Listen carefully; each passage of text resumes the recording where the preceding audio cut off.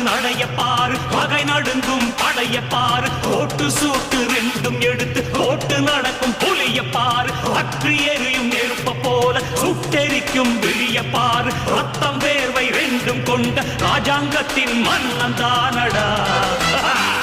இவன் பேருக்குள்ளே காந்தம் உண்டு உண்மைதானடா இவன் பேருக்குள்ளே காந்தம் உண்டு உண்மைதான்